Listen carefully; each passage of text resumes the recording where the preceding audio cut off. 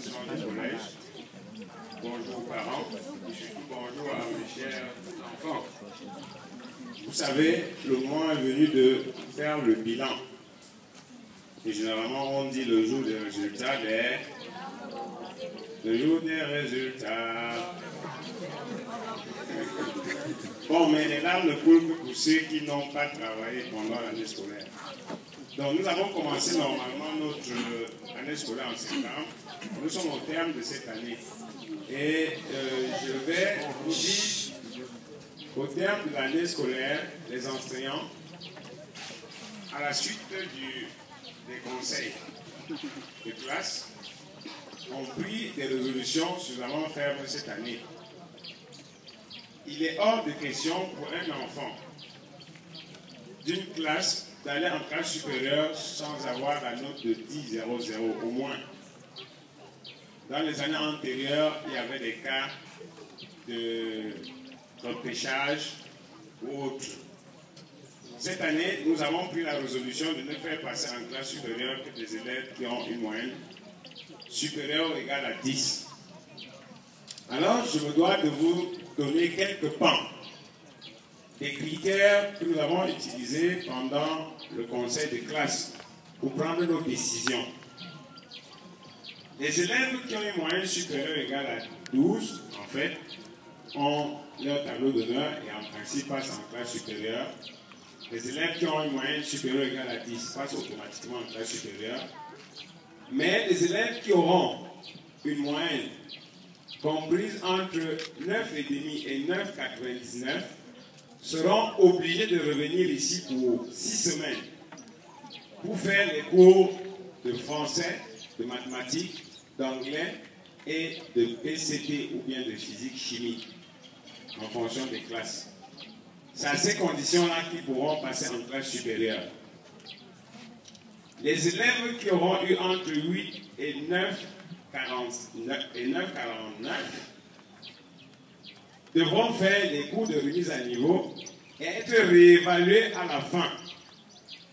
S'ils ont la moyenne, ils peuvent passer en classe supérieure. S'ils n'ont pas de moyenne, ils reprennent leur classe. Chers parents, nous avons pris cette décision parce qu'on s'est rendu compte que nous avons dans les classes supérieures, notamment les classes de seconde, première, terminale, des enfants qui n'ont vraiment pas de niveau. Alors, nous avons décidé, dans la nouvelle dynamique au collège Jules Ferry, de commencer à résoudre l'état des enfants dès le début. C'est dans ce sens-là qu'on ne voudrait plus laisser les enfants avancer avec leurs difficultés.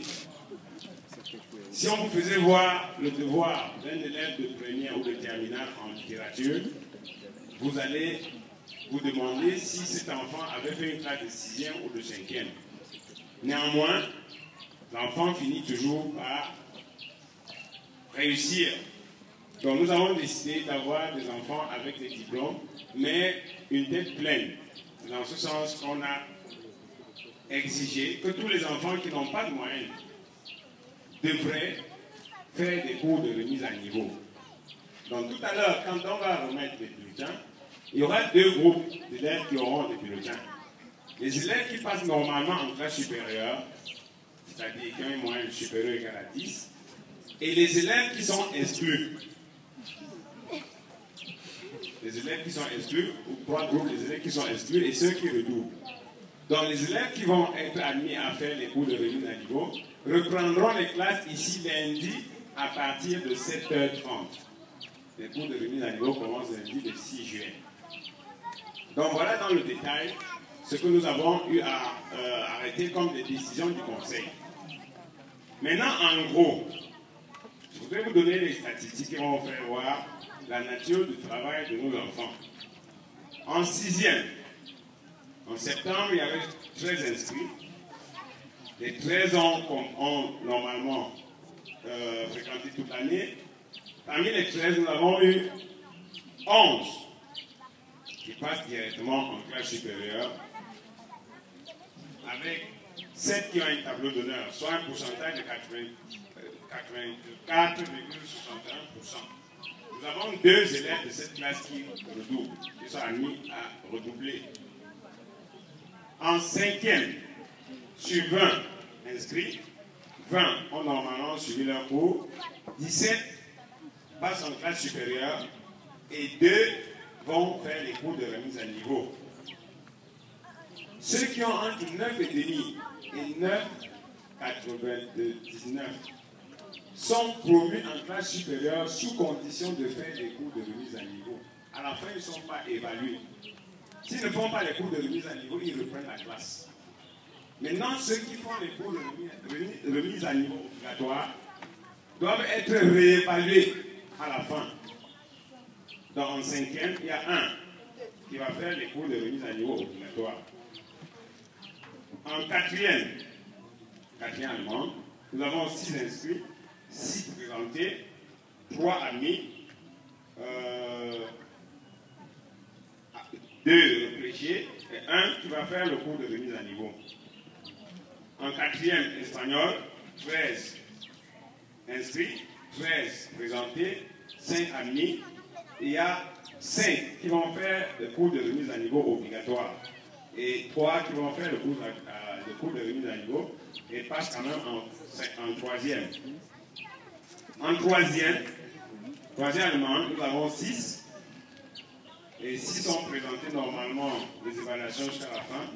2 seulement ont eu une moyenne supérieure égale à 10 et le reste normalement devrait subir un cours de remise à niveau. En classe de 3e espagnol, cette classe en principe avait au départ 20 inscrits, mais au terme de l'année scolaire, on s'est retrouvé seulement avec 15 élèves présentés. Parmi les 15, nous avons 4 qui ont eu une moyenne supérieure égale à 10, et le reste, en principe, devrait faire le cours de remise à niveau. Je voudrais faire un escale sur les classes de 3e pour donner sommairement le pourcentage et revenir dans les chiffres réels pour ce qui est du BEPC qui ont eu des résultats hier. Donc, sur les 6 élèves qui étaient inscrits en classe de 3e allemand, 4 ont eu leur BEPC normalement, soit un pourcentage qui tourne autour de 70%, donc 66,66%. Je crois que ça devrait mériter quelques applaudissements. Donc ce pourcentage est largement au-dessus de celui du pourcentage national. Donc nous avons espéré qu'on a fait ce qu'on pouvait. En espagnol, bizarrement, il y avait 20 inscrits, 5 ont disparu au cours du chemin. Il y avait 5 qui étaient presque des élèves clandestins, c'est-à-dire le genre d'élèves que vous voyez aujourd'hui, et le lendemain, ils ne sont pas là. Il y a un des parents de ces élèves qui m'a dit un jour, au fait, je fréquente ici plus que mon enfant. Parce que le parent est toujours ici et l'enfant n'est jamais là. Donc, ce sont ceux qu'on appelle les clandestins. Donc, sur les 10 qui nous restaient, nous avons 5 qui ont eu leur BPC hier. Donc, ça veut dire une moyenne de un pourcentage de 50%. Nous avons quand même atteint le cap de 50%. Donc, la moyenne pour les deux classes tourne autour de 60% pour l'examen BPC. En seconde allemand, nous avons 3 inscrits, 3 présentés, 1 admis. Il y a un qui est repêché, pardon, qui redouble, et un qui est exclu. Enfin, au collège Jules Ferry, on exclut les délinquants. Donc vous comprenez donc que la nouvelle dynamique a commencé dès cette année. Donc, il y a des élèves qui sont exclus de l'établissement. En 3e, déjà, il y avait un exclu, j'ai oublié de citer. En seconde, A4, en seconde A allemand, un exclu. Seconde A espagnol, 3 inscrits, 3 présentés. Pas d'admis direct. 2 admis avec cours de remise à niveau.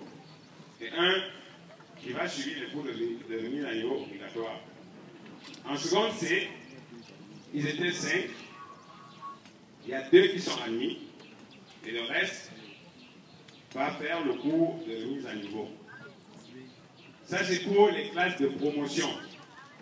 Pour ce qui est des classes de, première et terminale, nous ne pouvons pas vous donner les statistiques ici parce que c'est des classes dont la promotion est conditionnée par le succès à l'examen probatoire ou baccalauréat.